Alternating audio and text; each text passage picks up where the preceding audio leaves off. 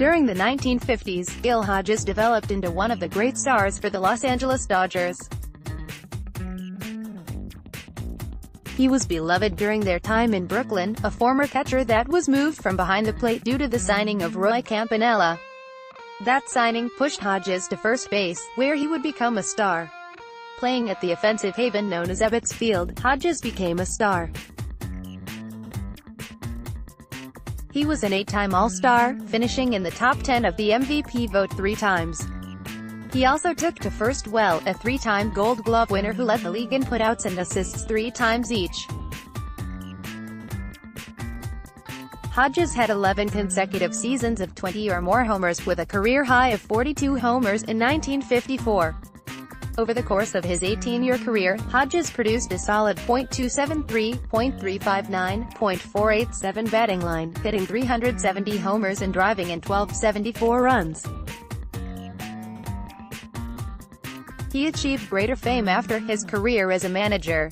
Initially traded to the Senators in 1963 to manage the team, he was brought back to the New York Mets in another trade following the 1967 season. Hodges led the Miracle Mets to the 1969 World Series, and held the position until his untimely passing in 1972 due to a heart attack. More from Call to the Pen. After his playing career, and particularly after his passing, Hodges had strong support for the Hall of Fame. He came close to being enshrined, reaching 63.4% of the vote in 1983, his final year on the ballot.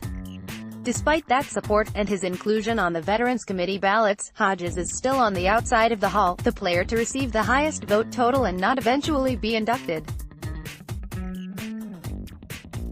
He is also generally considered to be one of the best players to be on the outside of the Hall of Fame. His resume certainly would seem worthy of induction, and yet, Hodges still cannot find his way to immortality. He has been passed by over and over again, with forgotten players from the 1800s and other similar players being enshrined. Yet, this may not be the travesty it is made out to be. Hodges was a solid player, but was more in that Don Mattingly, Joe Torre Hall of very good as a player. Based on his Hall of Fame monitor and Hall of Fame standard scores, Hodges falls short. His 44.8 BWAR is 39th all-time, trailing players such as Keith Hernandez, Mark Grace, and Jason Giambi. No one is clamoring for that trio to be enshrined. Hodges' success as a manager, particularly in New York, is a part of his consideration as well.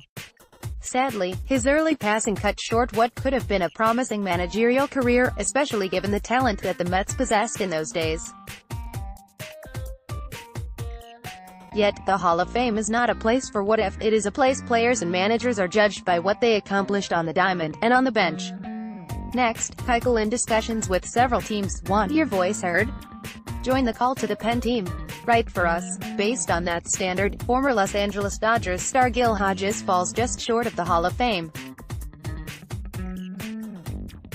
He may eventually get in, but the numbers say he is a better fit in the Hall of Very Good.